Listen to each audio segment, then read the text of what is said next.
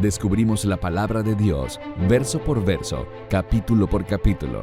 Este es un estudio bíblico real con el maestro Tom Bradford. Bienvenidos a Clases de la Torá. Comenzaremos la lección de hoy adentrándonos de una vez en la palabra de Dios. Así que abran sus Biblias en Génesis capítulo 40. Está bastante claro y no nos detendremos mucho en este capítulo, así que comencemos la lectura y si tienen la Biblia completa judía está en la página 44. Génesis capítulo 40 y lo leeremos todo.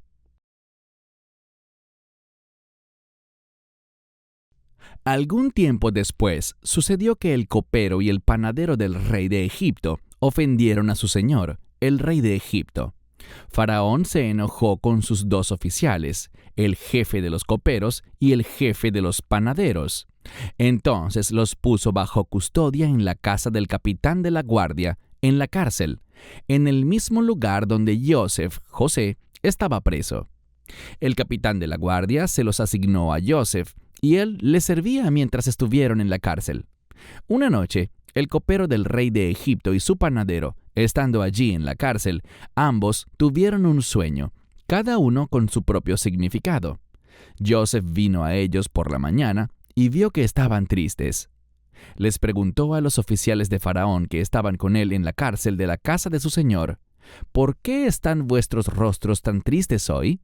Le dijeron, hemos tenido cada uno un sueño, y no hay nadie que pueda interpretarlo. Joseph les dijo, ¿no pertenecen a Dios las interpretaciones? Os ruego que me lo contéis. Entonces, el jefe de los coperos le contó a Joseph su sueño. En mi sueño había una vid frente a mí, y la vid tenía 3 sarmientos. De los sarmientos brotaron retoños, y comenzaron a florecer de repente, y finalmente aparecieron racimos de uvas maduras. La copa de Faraón estaba en mi mano, así que tomé las uvas y las exprimí en la copa de Faraón, y le di la copa a Faraón. Joseph le dijo, esta es tu interpretación. Los 3 sarmientos son 3 días. En 3 días, Faraón levantará tu cabeza, te restaurará a tu puesto, y tú le darás a Faraón su copa, como lo hacías cuando eras su copero. Pero acuérdate de mí cuando te vaya bien, y te ruego que me hagas el favor de hacer mención de mí a Faraón, para que me saque de esta cárcel, porque la verdad es que fui secuestrado de la tierra de los hebreos, y aquí tampoco he hecho nada malo que justifique ponerme en este calabozo. Cuando el jefe de los panaderos vio que la interpretación era favorable, le dijo a Joseph, yo también vi en mi sueño. Había 3 cestas de pan blanco sobre mi cabeza. En la cesta superior había todo tipo de productos horneados para el faraón, pero las aves se lo comieron de la cesta sobre mi cabeza. Joseph respondió, esta es su interpretación. Las 3 cestas son 3 días. En 3 días, el faraón te quitará la cabeza de sobre ti, te colgará en un árbol y las aves comerán tu carne. En el tercer día, que era el cumpleaños de Faraón, dio una fiesta para todos sus oficiales, y levantó la cabeza del jefe de los coperos y la cabeza del jefe de los panaderos en medio de sus oficiales. Restauró al jefe de los coperos a su puesto, de modo que nuevamente le dio a Faraón su copa, pero ahorcó al jefe de los panaderos tal como Joseph les había interpretado. Mas el jefe de los coperos no se acordó de Joseph, sino que se olvidó de él. Habían pasado unos 11 años desde que los hermanos de Joseph lo habían vendido como esclavo, así que ahora tenía unos 28 años. Me pregunto si Joseph aún pensaba en los sueños que tuvo, en los que su familia se inclinaba ante él, y que habían causado su condición actual. ¿Seguirían teniendo alguna importancia para él?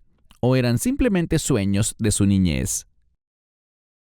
Porque en el lugar donde ahora se encontraba tan lejos de Canaán y de su familia, podría muy bien haberse olvidado de esos manojos de granos inclinándose frente a él, y del sol, la luna y las 11 estrellas rindiéndole tributo. Pero aclaremos el significado que esos sueños tenían para Joseph.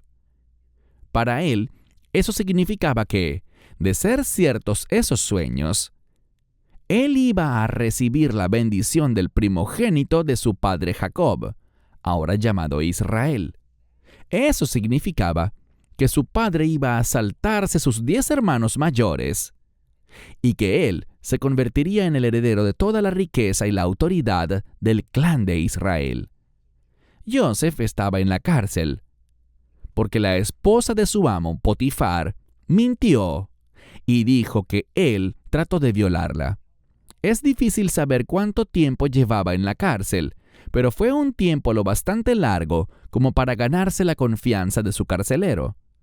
Entonces ocurrió algo, y Faraón se enojó con 2 oficiales del gobierno, el copero oficial y el jefe de los panaderos. Estas no eran posiciones de sirvientes, pero todo el mundo era por definición sirviente de Faraón.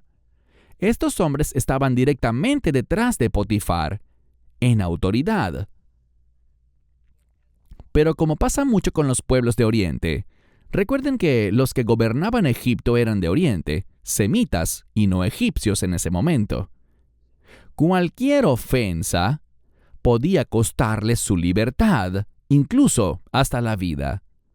Es probable que Faraón solo estuviera de mal humor, o que, sin saberlo, como estos oficiales al parecer eran egipcios, hayan metido la pata y ofendido alguna sensibilidad de la gente de Oriente, y terminaron arrestados.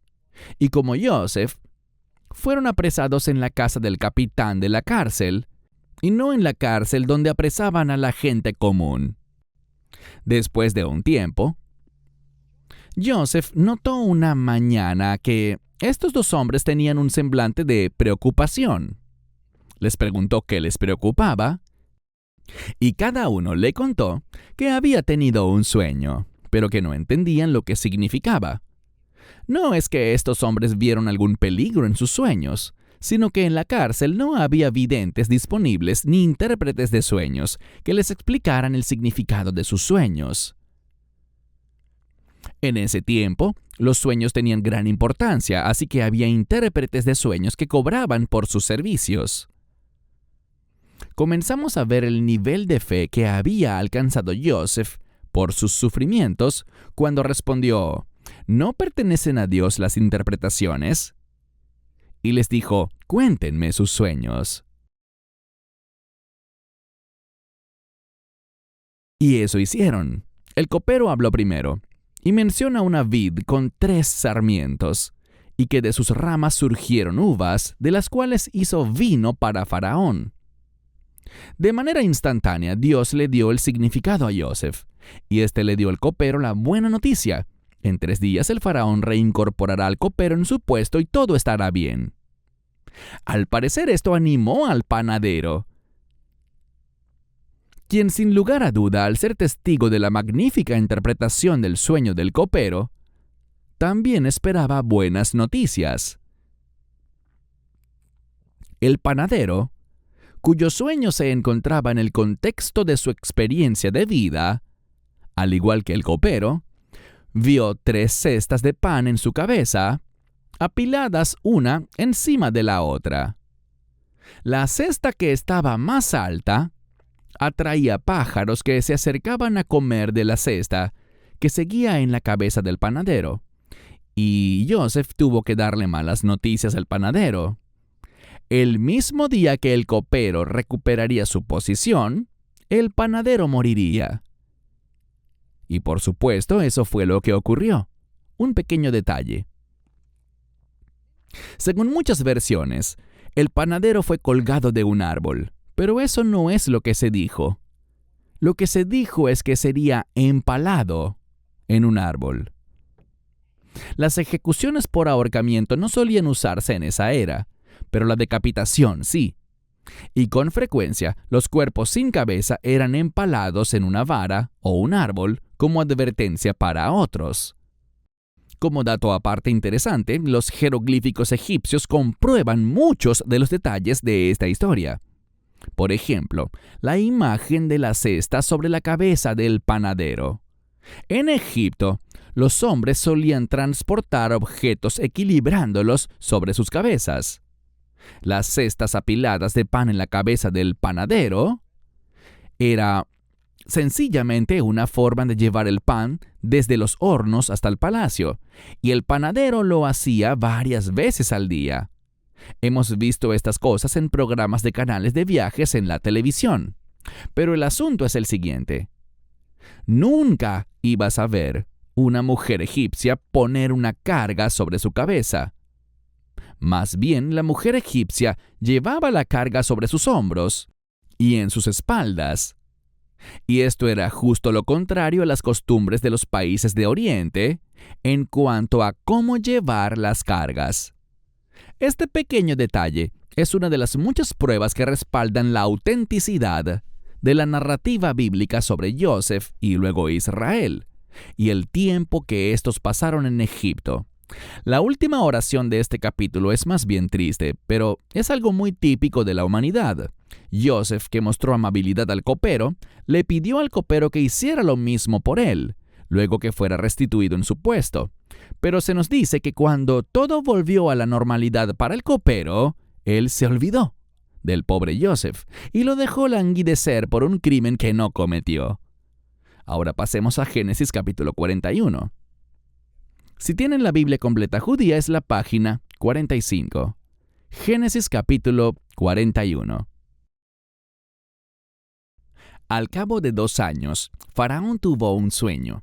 Estaba de pie junto al río Nilo, y del río salieron 7 vacas, hermosas y gordas, que comenzaron a pastar en el carrizal. Después de ellas, del río salieron otras 7 vacas de aspecto miserable y flacas, y se pararon junto a las otras vacas a la orilla del río. Y las vacas de mal aspecto y flacas se comieron las 7 vacas hermosas y gordas. En ese momento, Faraón se despertó, pero volvió a dormirse y soñó por segunda vez. 7 espigas llenas y maduras crecían de un solo tallo, y después de ellas brotaron 7 espigas, menudas y abatidas por el viento solano. Y las espigas menudas se tragaron las 7 espigas gruesas y llenas. Entonces Faraón se despertó y se dio cuenta de que era un sueño. Por la mañana se encontró tan turbado que convocó a todos los magos de Egipto y a todos sus sabios. Faraón les contó sus sueños, pero no hubo nadie que pudiera interpretárselos. Y el jefe de los coperos le dijo a Faraón: «Hoy me viene a la memoria algo en lo que fallé». Faraón se enojó con sus oficiales y me puso en la cárcel de la casa del capitán de la guardia, a mí y al jefe de panaderos. Una noche, ambos tuvimos sueños, y el sueño de cada hombre tenía su propio significado. Había con nosotros un joven, un hebreo, un siervo del capitán de la guardia, y le contamos nuestros sueños, y él los interpretó para nosotros. Interpretó el sueño de cada uno individualmente, y sucedió tal como él nos lo interpretó. A mí me restauraron a mi cargo, y a él lo colgaron. Entonces Faraón mandó llamar a Joseph, y lo sacaron rápidamente del calabozo. Él se afeitó, cambió sus ropas y se presentó ante Faraón. Faraón le dijo a Joseph: «Tuve un sueño, y no hay nadie que pueda interpretarlo, pero he oído decir de ti que cuando oyes un sueño, puedes interpretarlo». Joseph respondió a Faraón: «No está en mí». Dios le dará a Faraón una respuesta que pondrá su mente en paz. Faraón le dijo a Joseph: «En mi sueño me paré a la orilla del río, y salieron del río 7 vacas hermosas y gordas, y pastaban en el carrizal. Después de ellas salieron del río otras 7 vacas, pobres, de aspecto miserable y flacas. Nunca he visto vacas tan feas como esas en toda la tierra de Egipto. Y las vacas flacas y feas se comieron las primeras 7 vacas gordas. Pero después de que se las comieron, no se podía notar que las habían comido, pues su aspecto era tan feo como antes. En ese momento me desperté, pero soñé nuevamente y vi 7 espigas llenas y maduras que crecían de un solo tallo. Después de ellas brotaron 7 espigas menudas y abatidas por el viento solano. Y las espigas menudas se tragaron las 7 espigas maduras. Le dije esto a los magos, pero ninguno me lo pudo explicar. Joseph le dijo a Faraón: Los sueños del faraón son uno mismo. Dios le ha dicho a Faraón lo que está a punto de hacer. Las 7 buenas vacas son 7 años, y las 7 espigas buenas son 7 años. Es un mismo sueño. Del mismo modo, las 7 vacas flacas y feas que surgieron después de ellas son 7 años, y también las 7 espigas vacías abatidas por el viento solano serán 7 años de hambre. Esto es lo que he dicho a Faraón. Dios le ha mostrado a Faraón lo que va a hacer. He aquí, habrá 7 años de abundancia en toda la tierra de Egipto, pero después vendrán 7 años de hambre, y Egipto olvidará toda la abundancia. El hambre asolará la tierra, y la abundancia no se conocerá en la tierra debido al hambre que seguirá, pues será verdaderamente terrible. ¿Por qué se repitió el sueño 2 veces a Faraón? Porque el asunto ha sido determinado por Dios, y Dios pronto hará que suceda. Por tanto, el faraón debe buscar un hombre prudente y sabio para ponerlo a cargo de la tierra de Egipto.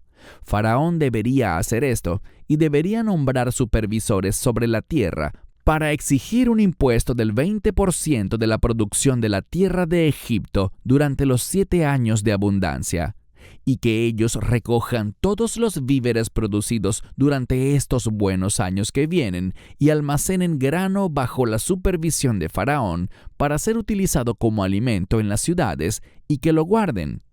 Este será el suministro de alimentos de la tierra durante los 7 años de hambre que vendrán sobre la tierra de Egipto, de modo que la tierra no perezca durante el hambre.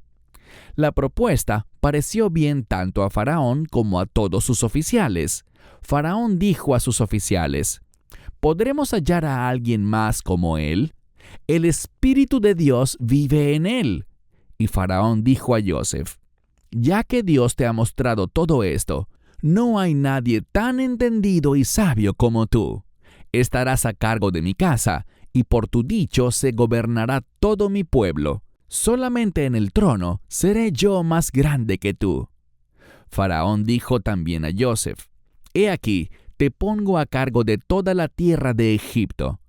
Faraón se quitó el anillo de sellar de su mano y lo puso en la mano de Joseph, y lo vistió con lino fino y una cadena de oro alrededor de su cuello, y lo hizo montar en su segundo mejor carro. Y proclamaron delante de él: doblad la rodilla. Así lo puso a cargo de toda la tierra de Egipto. Faraón dijo a Joseph: yo, Faraón, decreto que sin tu aprobación nadie debe alzar su mano ni su pie en toda la tierra de Egipto.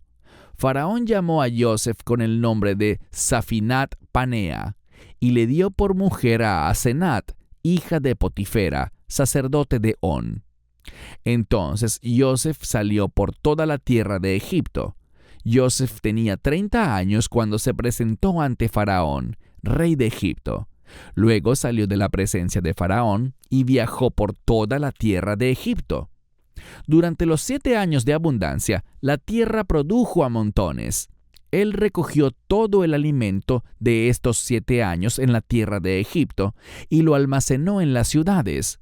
El alimento cultivado en los campos circunvecinos de cada ciudad lo almacenó en esa misma ciudad. Joseph almacenó grano en cantidades como la arena en la orilla del mar, tanto que dejaron de contar, pues ya no se podía medir. 2 hijos le nacieron a Joseph antes de que llegara el año de hambre, los que le dio a luz Asenat, hija de Potifera, sacerdote de On.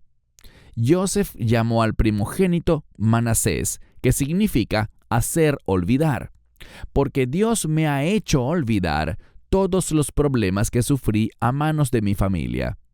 Al segundo lo llamó Efraín, fruto, porque Dios me ha hecho fructífero en la tierra de mi desdicha. Los 7 años de abundancia en la tierra de Egipto terminaron, y los 7 años de hambre comenzaron, tal como Joseph había dicho. Hubo hambre en todas las tierras, pero en toda la tierra de Egipto había alimento. Cuando toda la tierra de Egipto comenzó a sentir hambre, El pueblo clamó a Faraón por alimento, y Faraón les dijo a todos los egipcios: «Id a Joseph y haced lo que él os diga». El hambre estaba sobre toda la tierra, pero luego Joseph abrió todos los almacenes y vendió alimento a los egipcios, pues el hambre era severa en la tierra de Egipto. Y de todos los países venían a Egipto para comprar grano a Joseph, porque el hambre era severa en toda la tierra. Antes dije algo que quizás los tomó por sorpresa, que en el tiempo de Joseph, Egipto era gobernada por semitas, descendientes de Sem, hijo de Noé, y que de hecho, el faraón de Egipto, cuando Joseph fue nombrado gobernante de la tierra, no era egipcio, y que por unos 150 años los registros oficiales del gobierno egipcio en relación con la historia de Egipto se interrumpieron de repente. Y la razón de esto es que los reyes y faraones tendían a no escribir sobre las derrotas ni sobre los períodos en que estaban subyugados. Si comprendemos esto, eso nos ayudará a entender cómo es que Joseph se volvió tan poderoso y cómo al principio Israel tuvo tanta libertad para crecer y prosperar, y luego explica cómo Egipto volcó su ira hacia Israel y con el tiempo los israelitas se convirtieron en esclavos. Les mencioné que hubo varios registros de ese tiempo, pero que fueron escritos y preservados por ciudadanos egipcios particulares, y ellos relataban la historia de estos gobernantes extranjeros, los que llamaron gobernantes Ixos. Me gustaría leerles un relato corto tomado de un historiador egipcio llamado Manetón, que vivió en el siglo III a.C., y compiló varios de estos registros y nos los dejó como legado. Esto fue lo que él dijo sobre este periodo de tiempo. Tuvimos un rey llamado Tutimeos, y en su reinado esto aconteció. No sé por qué Dios estaba molesto con nosotros. De forma inesperada, desde las regiones del este, vinieron hombres de una raza desconocida. Seguros de la victoria, marcharon contra nuestra tierra. A la fuerza la tomaron, fácilmente, sin una batalla. Tras derrotar a nuestros gobernantes, quemaron nuestras ciudades sin compasión y destruyeron los templos de los dioses. Todos los nativos fueron tratados con gran crueldad. A algunos los mataron y tomaron a sus esposas e hijos como esclavos. Finalmente designaron a uno de ellos mismos como rey. Su nombre era Salitis y vivió en Menfis y exigió tributos al Alto y Bajo Egipto. Y cuando encontró una ciudad en la provincia de Sais que le sirvió para su propósito y se situaba al este del delta del Nilo y se llamaba Avaris, él la reconstruyó y la hizo muy fuerte al erigir muros e instaurar una fuerza de 240,000 hombres para protegerla. Salitis iba ahí cada verano para recolectar maíz y pagarles a los hombres sus salarios, y entrenar sus tropas armadas y aterrorizar a los extranjeros. Aquí tenemos un recuento muy emotivo y condensado de la conquista de Egipto por parte de los semitas de Asia. Incluso tenemos el nombre, un nombre árabe, del rey conquistador, Salitis. El pueblo egipcio debe haberse enfurecido mucho tras ser invadido de forma tan fácil y rápida por esta gente que, para ellos, eran hordas salvajes. Pero Dios, en su insondable divina providencia, usó esto para preparar el camino para que Joseph asumiera una posición de poder y luego Israel fuera retenido en Egipto por 4 siglos. Ahora quisiera que tomaran nota del nombre que acabo de leer en el relato de Manetón, Avaris. Porque cuando estudiemos el libro de Éxodo, al terminar Génesis, pasaremos algún tiempo hablando sobre esta ciudad. Avaris es una gran ciudad que se convirtió en el hogar de los hebreos, de los israelitas, en la tierra de Gosén, en Egipto. Es el lugar que la mayoría de los arqueólogos seculares dicen que no existe, un lugar donde existió una gran población de hebreos después de los tiempos de Joseph. Y fíjense en lo grande que debe haber sido este lugar para que Salitis, el nuevo faraón extranjero, apostara allí casi 250,000 de tropas solo para protegerlo. Una última cosa. Antes usé algunos términos, beduino, semita y gente del oriente, en forma intercambiable. Déjenme explicar esto. Toda la masa de tierra continental en general, que contiene lo que hoy llamamos el Medio Oriente, es Asia. Así que es apropiado llamar a la gente que proviene del Medio Oriente, tanto en el pasado como ahora, asiáticos o gente de Asia. Los orientales no es la gente de todo el continente asiático, sino la del Medio Oriente y pueblos que se extendieron hasta China. Los del Medio Oriente son un subgrupo de asiáticos. Los semitas son personas que descienden de Sem. Los descendientes de Abraham son semitas, porque Abraham era semita. Por consiguiente, tanto los árabes como los hebreos son pueblos semitas. Los beduinos eran una rama del pueblo semita que habitaban en el desierto y eran nómadas. Así que es correcto decir que el pueblo que invadió y conquistó a Egipto eran beduinos porque eran habitantes del desierto, y semitas porque descendían de Sem, y del oriente porque pertenecían a la cultura del Medio Oriente, y gente de Asia o asiáticos porque eran de Asia, así que todos esos términos son apropiados. Ahora continuemos en Génesis 41. Pasaron 2 años desde el final del capítulo anterior. Joseph tiene casi 30 años y aún está en la cárcel. Los sueños, hasta ahora, solo le han traído problemas a Joseph, pero ahora eso está por cambiar. El faraón tuvo 2 sueños, muy perturbadores para él. ¿Por qué eran tan perturbadores? Porque parecían muy reales y al despertarse, según el verso 7, se sintió aliviado de que eran solo sueños. Pero el contenido era tal que parecían más que un sueño, parecían más una visión.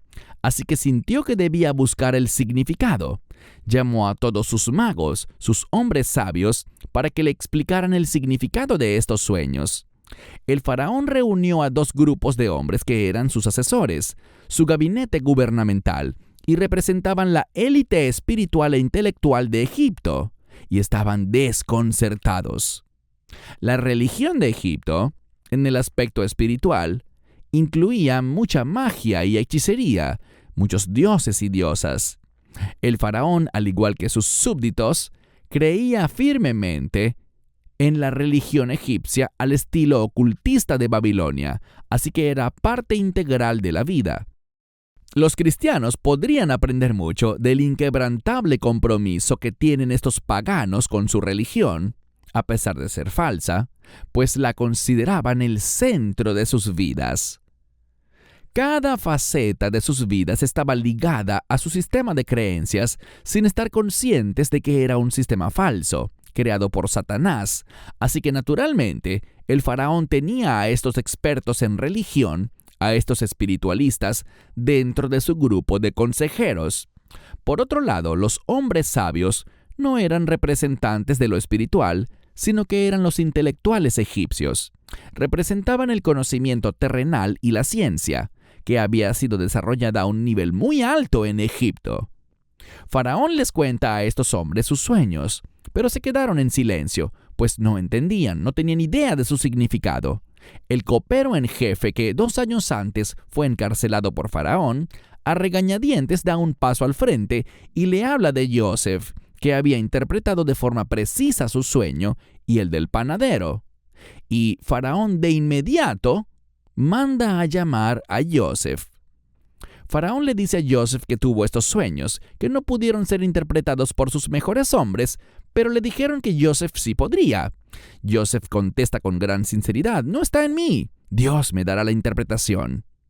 Y aquí está el esclavo hebreo, Joseph, en compañía de Faraón, los líderes religiosos más admirados y la élite intelectual de todo Egipto, y se le pide que haga lo que ellos no pudieron hacer.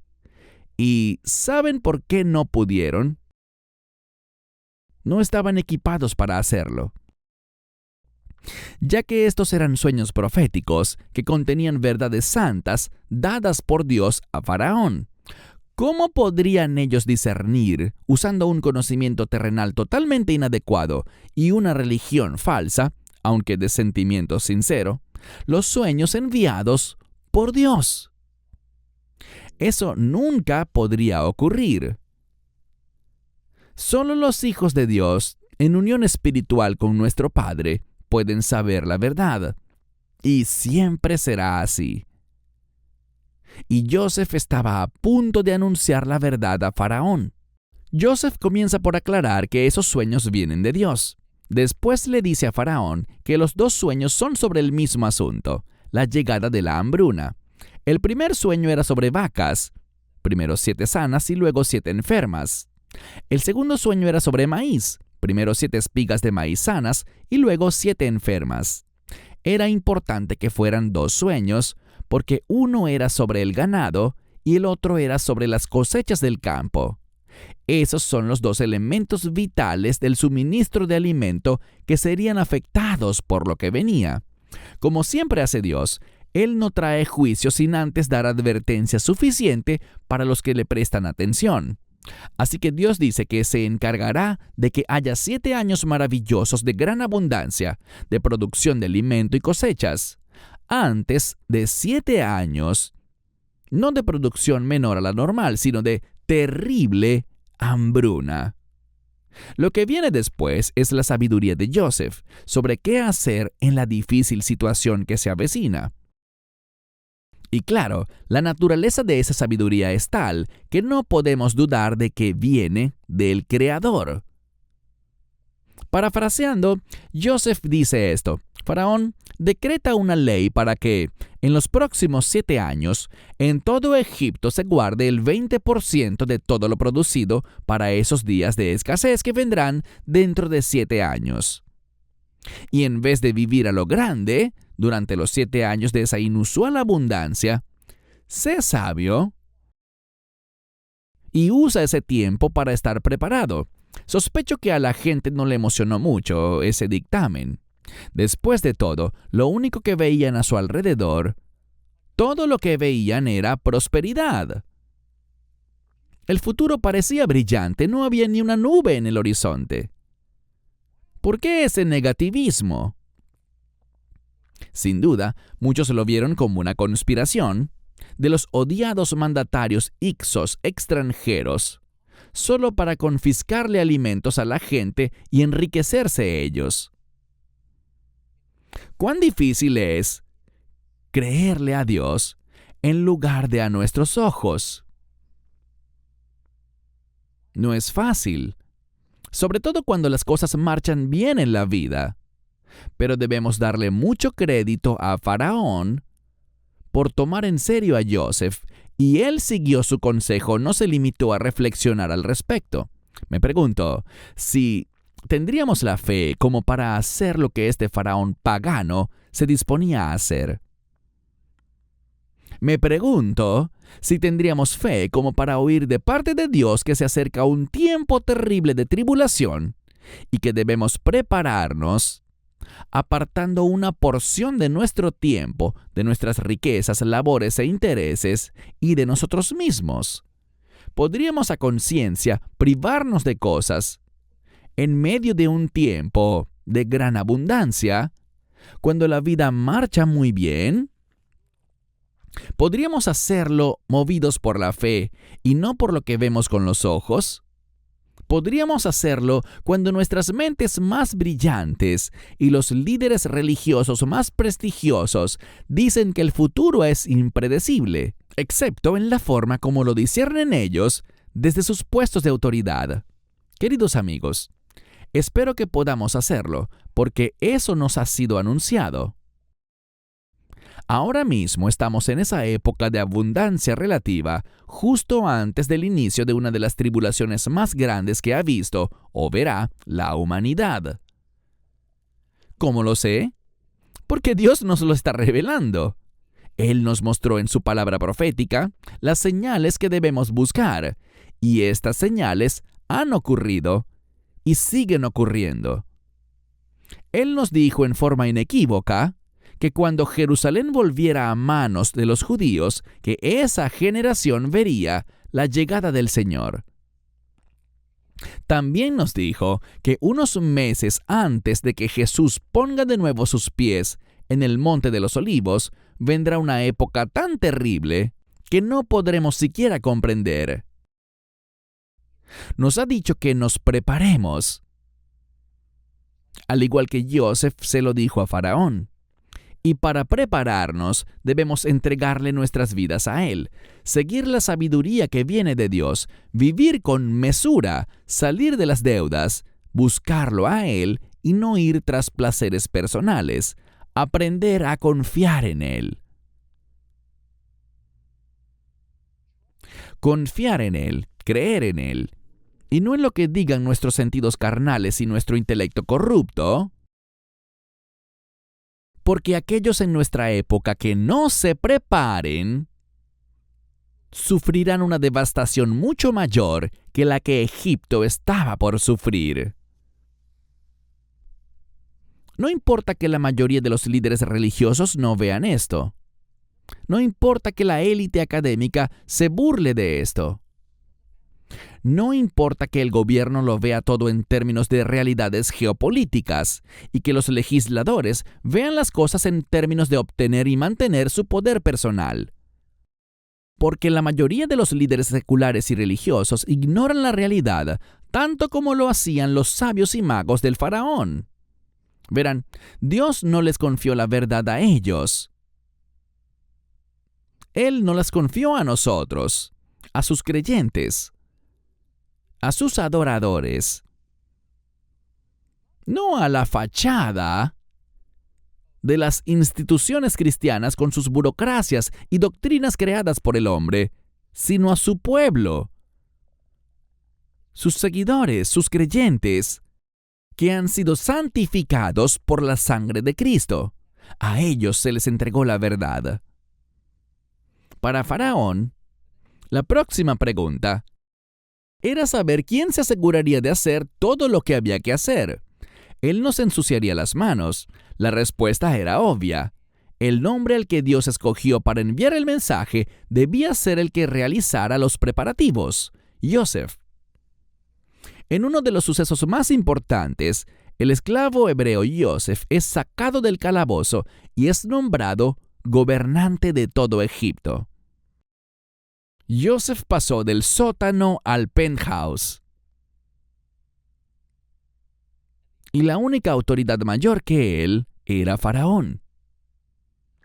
Se celebró una ceremonia para que todo Egipto conociera la posición de Joseph sobre ellos. Y como parte de esta ceremonia, el faraón le dio a Joseph un nombre nuevo: Safenat Panea. La forma que tenemos hoy del nombre de Joseph parece ser un híbrido de una palabra egipcia y una hebrea. Según los eruditos, significa Dios habló y él vive, o significa el creador y sustentador de la vida. Los estudiosos contemporáneos ponen esto en duda. Tendría más sentido que este nombre sea solo egipcio y, de hecho, vemos que hay una palabra común para nombrar a los egipcios: Sat-Enaf, la cual es su primer nombre, y significa él que es llamado. La segunda palabra del nombre de Joseph, Panea, también es fácil de identificar. Es fácil de identificar en la lengua egipcia. Anea era una palabra alternativa para la vida en Egipto. Así que el significado egipcio de su nombre era quizá algo más como él, que es llamado vida. Suena bien. Él que es llamado vida. En nuestra época, Un nombre es solo una forma de identificar a alguien, pero en la antigüedad un nombre era mucho más que eso. Un nombre era la reputación de la persona. Era la declaración del carácter y los atributos de esa persona, y a menudo de su estatus en la sociedad. Así que Joseph pasó de esclavo doméstico a prisionero y luego a ministro de Egipto, por lo que necesitaba un nuevo nombre, uno que reflejara la visión de Faraón sobre la alta posición y el propósito de Joseph. Y para sellar el nombramiento de Joseph y volverlo permanente, y sin duda para obtener la lealtad de Joseph, Faraón le dio una esposa a Joseph, Asenat, la hija de un sacerdote. Esto no era una minucia. Este sacerdote era del templo de On, la ciudad del dios Sol. En esa época, ese templo era para honrar al dios Ra, al que se le llamó luego Atum-Ra. Ra era la mayor deidad egipcia. Más tarde, la ciudad de On, a unos 10 kilómetros al norte del Cairo, llegó a ser llamada Heliópolis, la ciudad del sol. Así que Joseph se casó con la hija del sacerdote del dios Sol, Ra. Una vez concluidas las ceremonias, Joseph se dedicó a viajar por Egipto y estableció un sistema asegurándose de que se almacenara bien una gran cantidad de grano.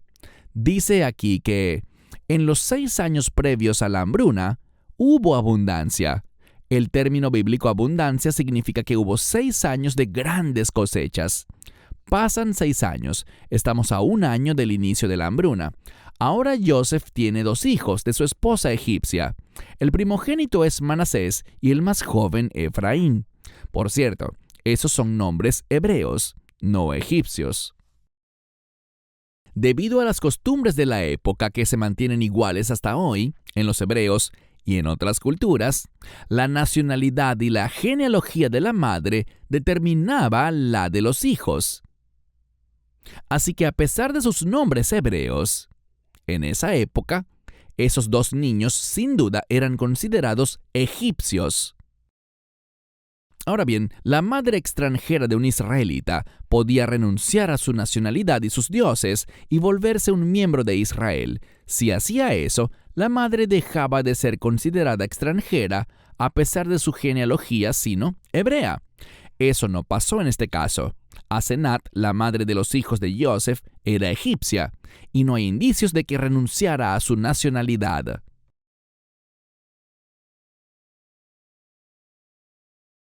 De hecho, eso habría sido inconcebible, por ser hija del sumo sacerdote del dios Sol.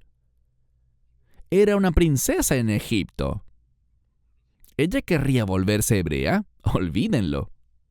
Guarden ese dato importante sobre Asenat, Manasés y Efraín en sus memorias. Ya hemos hablado de casos relacionados con esto, pero recuerden que esos 2 nietos de Jacob, que Jacob aún no sabía que existían, Efraín y Manasés, esos 2 hijos de Joseph, nacidos de su esposa egipcia, eran, a todas luces, egipcios, gentiles.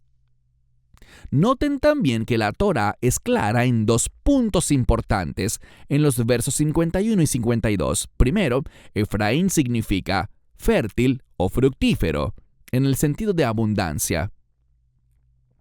Veremos que esto se trasladará más adelante a la bendición profética de Jacob a Efraín, posteriormente en Génesis.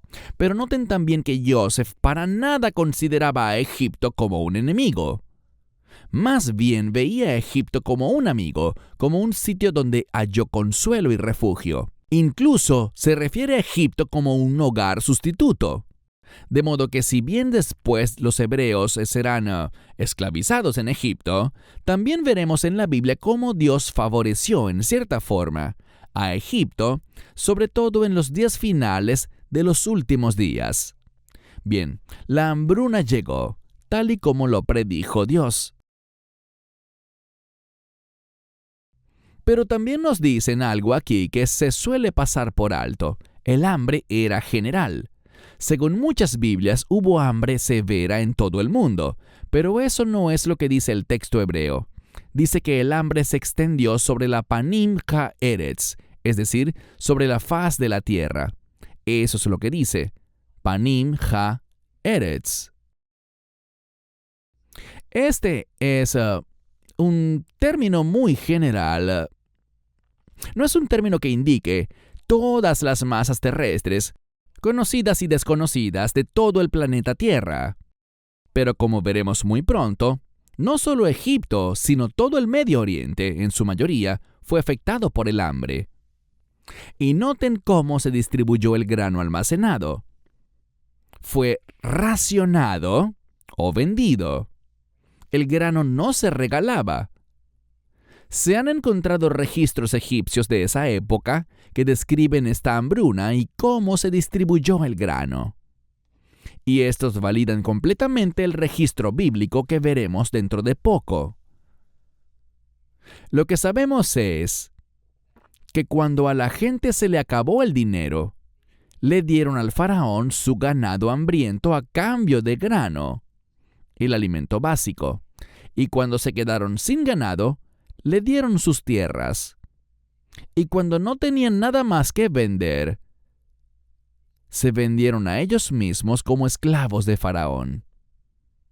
De esta forma, Faraón, con el tiempo, fue el dueño de todas las tierras y toda la riqueza de Egipto. Eso le permitió formar una enorme fuerza laboral de esclavos para construir templos magníficos, caminos, ciudades y canales, y todo tipo de cosas increíbles. A pesar de lo cínico y despiadado que fue todo esto, Dios usó esta situación para salvar vidas y asegurar la supervivencia de Israel. Un pensamiento final para terminar esta parte. Me pregunto qué pensaban los egipcios de Joseph en esta época de hambre. ¿Creen que le agradecieron por obligarlos a guardar grano, a consumir menos en la época de abundancia, permitiéndoles sobrevivir después? ¿O fue culpado y odiado cuando muchos tuvieron que venderse a sí mismos como esclavos para obtener ese grano que ellos habían cultivado? Después de todo, Faraón puso a Joseph como testaferro. Joseph era el administrador supremo de este programa, y como vimos, Faraón hizo una gran ceremonia pública para que estuviera bien claro que era a Joseph a quien debían ver. Este era un tipo inteligente. Todos los políticos astutos ponen a alguien, entre ellos y el pueblo, para que les sirva de mediador y de pararrayos. Cuando las cosas van bien, el político se pone al frente para adjudicarse el crédito y el amor de la gente. Pero si algo sale mal o no es popular, el político se queda en silencio. Se vuelve invisible rápidamente y el testaferro recibe todas las críticas. Algo me dice que el residuo de amargura que dejó este evento en torno a la confiscación del grano de las tierras privadas del pueblo egipcio y luego la venta de lo que debería haber sido su propio grano, a menudo al costo de su propia libertad, tuvo mucho que ver con lo que pasó un tiempo después. Porque fue después de la muerte de Joseph, con nuevos faraones en el poder, y después del gran crecimiento y prosperidad de la familia de Joseph, que la gente desposeída de Egipto se volvió contra ellos. Cosas como este episodio de hambruna no se olvidan con facilidad, y es impensable que esto no haya tenido que ver con que Egipto después se volviera en contra de la familia de Joseph, esclavizándolos. Veremos el capítulo 42 la próxima semana. Para más enseñanzas de un estudio bíblico real, redescubriendo la palabra de Dios con Tom Bradford, visite toraclass.com o descargue la aplicación móvil de Torah Class.